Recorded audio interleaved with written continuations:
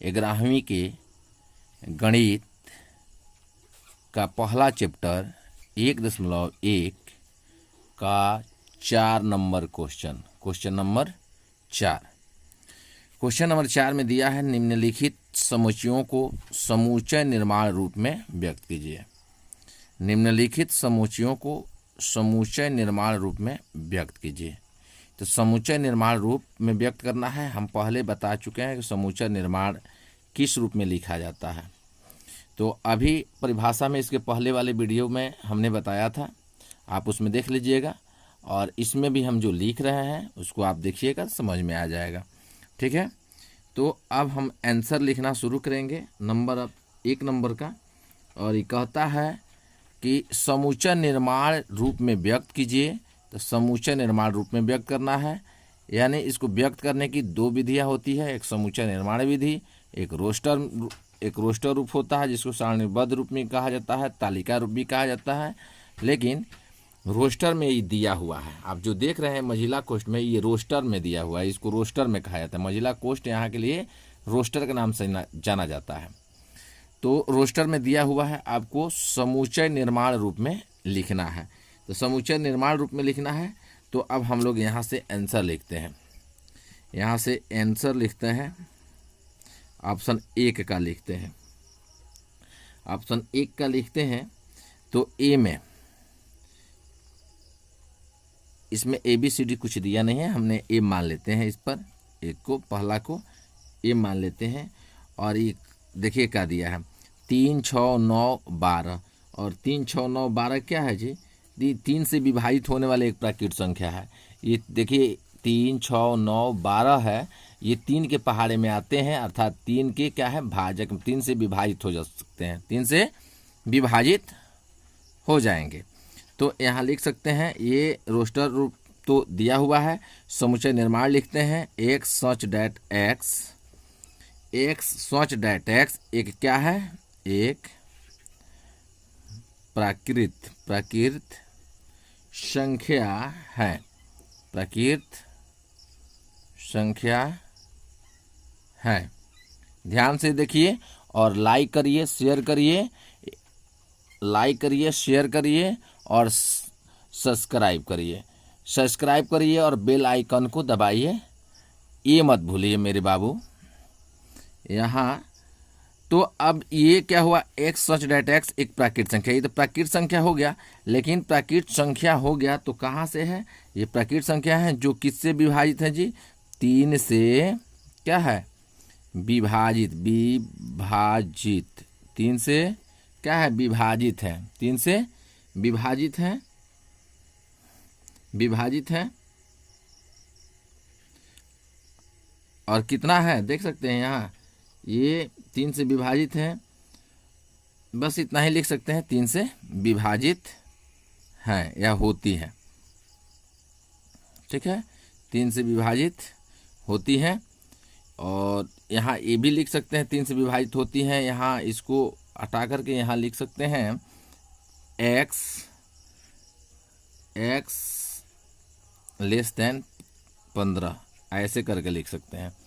होता है क्या, कोई इससे आगे नहीं जाएगा, इतना ही रहेगा।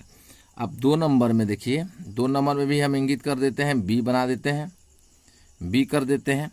तो अब देखिए 2 नंबर में क्या दिया है, 2, 4, 8, 16, 32, 2, 4, 8, 16, 32 क्या दिया है, 2 के घात यहाँ 1 है, यहाँ 2 का घात कितना है, देखिए 2 के पावर 1 करेंगे तो क्या हो जाएगा, 2 का 2 ये रहेगा, 2 के पावर 2 करेंगे तो क्या हो जाएगा, 2 दूना 4 होगा, 2 के पावर 3 करेंगे तो कितना हो जाएगा, ये 3 का मतलब हुआ 2 गुणे 2 गुणे 2, यानी 3 बार 2 है, इसको गुणा करेंगे तो कितना हो जाएगा, 2 गुणे 2 गुणे 2, 2 दूना 4, 4 दूना 8 हो जाए। वैसे ही ये भी है, ये भी है। ठीक है, ये 16 क्या है, 2 के पावर 4 है, 32 क्या है, 2 के पावर 5 है, यानी 2 5 बार है, 2 4 बार है। तो यहाँ लिखेंगे एक्स सच डैट एक्स क्या है, 2n, यानी 2 के पावर 1 लिख देंगे।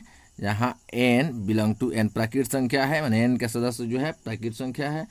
और कहाँ तक है और कहाँ तक रख सकते हैं, तो हम रख सकते हैं n लेस देन 6, यानी 6 से 1 कम, माने 5 तक संख्याएं रखी जा सकती हैं। ठीक है, और तीसरा नंबर में आप लिखिएगा सी बना दीजिए। और यहाँ क्या कहता है क्वेश्चन, इसमें क्या कहता है 2 4 6, ये क्या है सम संख्या है। 2 4 6 आगे बहुत आता रहेगा, ये सम संख्या है। तो सम संख्या को क्या कह सकते हैं, x such that x, x such that x,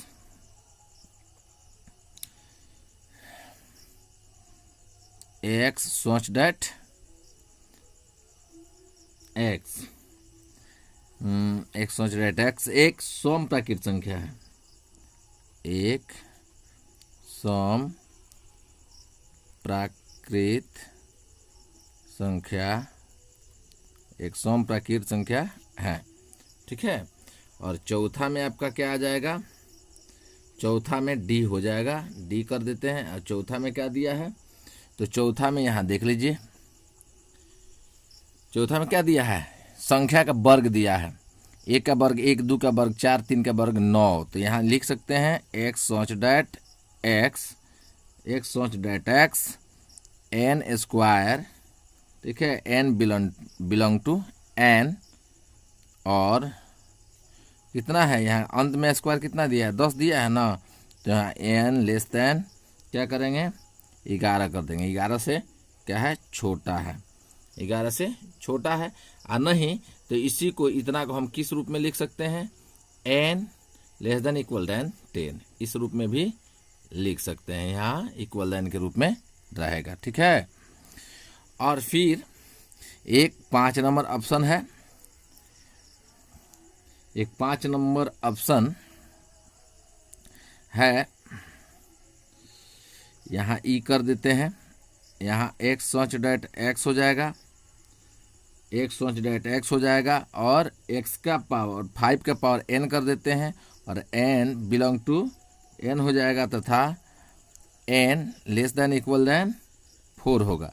यहाँ आपको दिखा देते हैं 5 नंबर छूटा हुआ है, तो यहाँ लिख सकते हैं 5 नंबर में ऑप्शन में थोड़ा इधर उधर हो गया है, मिला लीजिएगा आप। ऑप्शन में यहाँ जो 5 नंबर हम लिखने जा रहे हैं ये 3 नंबर के जगह पर है, 5 है, 25 है, 6 to 5 है, ठीक है। यह है आपका 5 नंबर। अब आप आएंगे आगे वाले क्वेश्चन देखेंगे, इसमें कोई दिक्कत नहीं है, ठीक है। हम फिर एक बार समझा देते हैं कि निम्नलिखित समुच्चयों को समुच्चय निर्माण रूप में व्यक्त करना है, ठीक। तो यहाँ देख लीजिए, यहाँ क्या दिया है 3 6 9 12, 3 6 9 12 दिया है। तो ये 3 के पहाड़े में सब आता है, यानी 3 से विभाजित हो जाता है।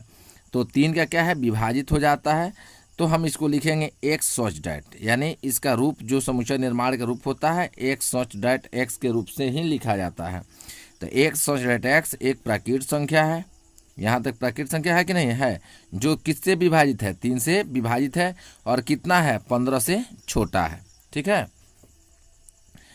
और यहाँ चलिए अब 12 के बाद 15 ही ना आता जी, 15 हम दिए हैं। आप सोच रहे होंगे कि सर 15 आप कैसे दे दिए, तो आप सोच रहे होंगे 15 3 के पहाड़े आप पढ़िएगा तो 12 के बाद क्या आता है 3 चौका 12, तो 3 5 15, तो 15 से छोटा है, ठीक है। अब नेक्स्ट में चलते हैं, मतलब सेकेंड में। तो सेकेंड में देखिए 2 4 8 16 32, यानी 2 का घात 1 करेंगे तो 2 हो जाएगा, 2 का घात 2 करेंगे तो 4 हो जाएगा, 2 का घात 3 करेंगे तो 8 हो जाएगा, 2 का घात 4 करेंगे तो 16, 2 का घात 5 करेंगे तो, यानी 2 के सर पर है, यानी घात के रूप में है। तो हम इसको लिखेंगे b बराबर एक ले लेते हैं बिंदु, b बराबर एक्स सच डैट एक्स क्या होगा 2 के power n comma n belong to n, यानी ये n क्या है एक प्राकृत संख्या है जो इसका सदस्य है, यहाँ इसके जगह पर रखा जाएगा प्राकृत संख्या। और ये जो है n लेस देन 6, यानी n का मान जो रखा जाएगा वो 6 से कम रखा जाएगा। तो यहाँ 5 तक खैले है, 6 से कम क्या होता है 1 2 3 4 5, तो यहाँ n के मान जितने रखे जाएंगे 5 तक ही रखे जाएंगे। तीसरा में तो आपका ये था, लेकिन ये ऑप्शन छूट चुका था, तो हम तीसरा आपको इसी को बता चुके हैं। तो इसको देखिए 2 4 6, तो 2 4 6 में क्या है 3 नंबर में एक्स एक्स ई क्या है, 2 दूना 4, 2 तीन 6, 2 चौका 8, 2 पचे 10, 2 छक 12, ऐसे करके आगे बढ़ेगा। और ये अनंत तक है, इसका लिमिटेशन नहीं है, अंत नहीं है, अनंत तक चला जाएगा। ठीक है, आगे बढ़ते जाएगा, ये कभी ख़त्म नहीं होगा, यानी इसका अंत कभी नहीं होगा। तो ये सब इस सब संख्या है। और सम संख्या को हमने क्या लिखा है यहाँ देखिए ध्यान से, एक्स एक्स एक क्या है, सम प्राकृत संख्या है। बस सीधी सी बात है, सम प्राकृत संख्या है। ठीक है, अब इसी को 4 नंबर को हमने क्या लिखा, 1 4 9, इस सब संख्या का वर्ग है। जैसे आप सोच रहे होंगे किसका वर्ग है, तो आप देखिए ये 4 नंबर आपने लिखा है, तो 1 का वर्ग करेंगे तो 1 होगा, 1 देखो है उसमें। 2 का वर्ग करेंगे तो 4 होगा, 4 है। 3 का वर्ग करेंगे तो 9 होगा, है। और 4 का वर्ग करेंगे तो कितना हो जाएगा, 16, जो इस डॉट डॉट के रूप में है। अंत में 10 का वर्ग करेंगे तो कितना हो जाएगा, 100, है कि नहीं वर्ग। तो हम लिखेंगे x x n square, n belong to capital n और एन लेस देन क्या होगा, लेस देन 11, यानी जो मान रखा जाएगा यहाँ वो 11 से छोटा रखा जाएगा। 11 से छोटा क्या होता है, 10, यानी 1 से 10 तक के मान यहाँ रखे जाएंगे तो मेरा ये मान प्राप्त हो जाएगा। फिर अब 5 नंबर में चलिए, ये वाला तो 5 के घात देखिए, यहाँ देखिए 5 के घात 1 करते हैं तो 1 हो जाएगा, 5 हो जाएगा। और 5 की घात 2 करते हैं तो 25 हो जाएगा, 5 की घात 3 करते हैं तो 125 हो जाएगा। देखिए घात एक एक बढ़ते जा रहा है, 1 था, 2 था, 3 हुआ, है कि नहीं, 1 2 3 घात की वृद्धि होती जा रही है। तो घात की वृद्धि हो रही है तो क्या करेंगे, यहाँ एक्स एक्स 5 के power n, n belong to n, तथा एन कितना है, 4, यानी 4 तक रखा जा सकता है। यहाँ अंत में देख लीजिए एन बिलोंग टू एन, यानी 625 है तो 4 तक रख सकते हैं, कोई दिक्कत नहीं। आगे चलिए अब 5 नंबर क्वेश्चन में, आगे चलिए 5 नंबर क्वेश्चन में।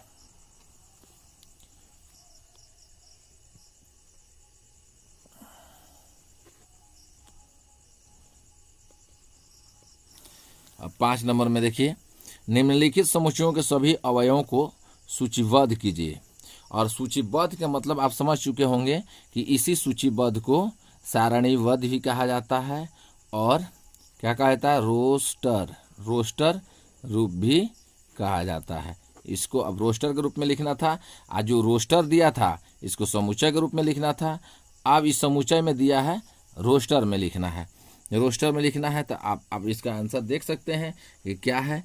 तो आंसर में आप देख सकते हैं, आंसर में देखिए, आंसर में ए बराबर क्या है, कहता है एक्स एक्स एक विषम प्राकृत संख्या। तो विषम प्राकृत संख्या क्या होता है, 1 3 5 7 यही ना होता है। अब अंत तो दिया नहीं है, तो 1 3 5 7 अंत नहीं दिया है, तो आप ऐसे डॉट डॉट कर सकते हैं। चूंकि अंतिम संख्या नहीं दिया है इसलिए ये अनंत तक है। ठीक है, फिर सेकंड नंबर बी में आइए, ये कहता है एक्स एक्स एक पूर्णांक है, ध्यान दीजिए एक पूर्णांक है और -1/2 less than x less than 9/2, यानी इन दोनों के बीच में रखा गया है।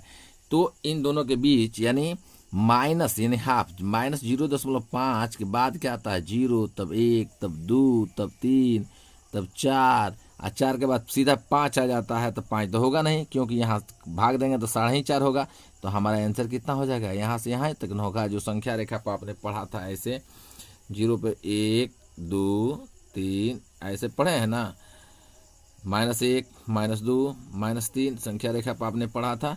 तो यहाँ तक बाटा में दिया कि ये आधा है, दिया है, और इधर 9 तक आप जाइएगा तो यहाँ आधा करेंगे तो इफा आएगा। तो इसके बाद जो संख्याएं बचेगी यहाँ 4 तक ये संख्याएं होंगी। तो आप यहाँ लिख सकते हैं आंसर में बी बराबर लिख सकते हैं, क्या हो जाएगा, तो यहाँ हो जाएगा 0 1 2 3 और 4, क्योंकि ये 4.5 तक अंत हो रहा है तो ये ऐसे लिखेंगे। ठीक है, ऐसे मझिला कोष्ठ में आपको लिखना है, और मझिला कोष्ठ को ही रोस्टर रूप कहा जाता है या सूचीबद्ध रूप कहा जाता है। ठीक है,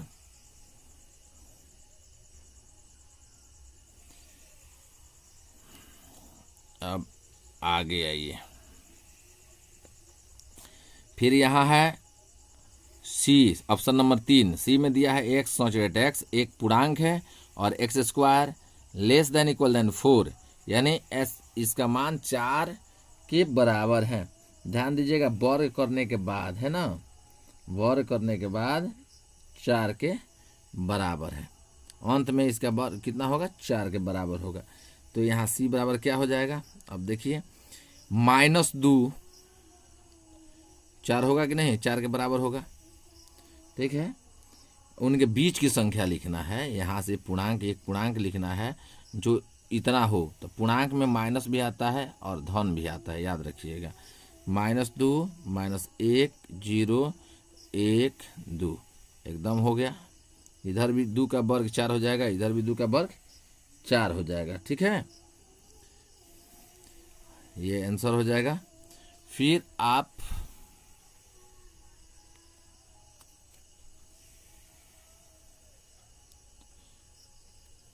तो फिर यहाँ आपका एक्स सच डेट एक्स एक पूर्णांक है, तो यहाँ कितना हो गया, एक्स का स्क्वायर कितना है, तो 4, ठीक है। तो वर्ग करेंगे तो 4, तो यहाँ भी 4, यहाँ भी 4, इनके बीच की संख्याएं को लिखना है, पूर्णांकों के बीच की संख्या जो लिखना है, जो आपका सामने लिख दी चुके हैं।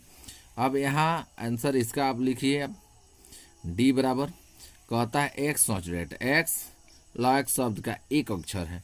तो याद रखिएगा, जब भी समुच्चय में आपको लिखना रोस्टर में आ जाए और दिया रहता है आपका समुच्चय निर्माण रूप में, तो इसको क्या करेंगे, जो जोड़ा अंक होता है उसको हटा देंगे।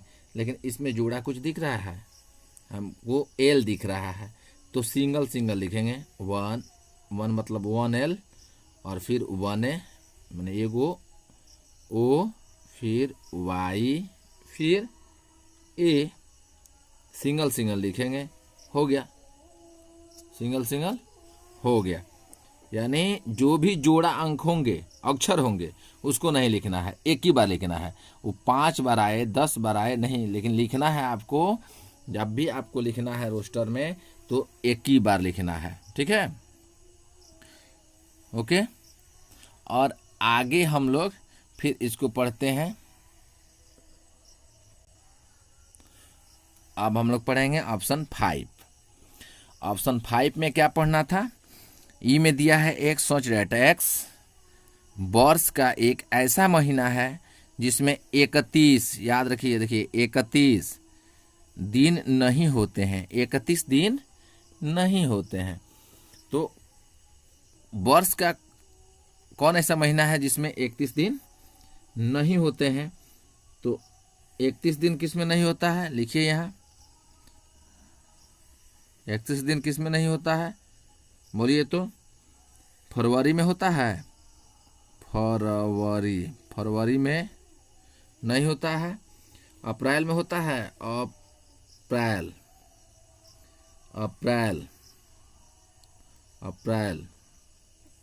अप्रैल में नहीं होता है, फिर जून में नहीं होता है क्योंकि तीसा लगता है जून, और सितंबर में नहीं होगा, सितंबर में नहीं होगा, और नवंबर में भी नहीं होगा, इसको कहते हैं फेब्रुअरी, अप्रैल,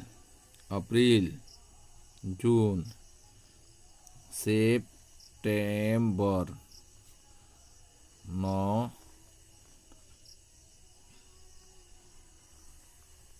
नवंबर, ये हो गया, ये होता है। यानी फरवरी, अप्रैल, जून, सितंबर और नवंबर होता है जो 31 दिन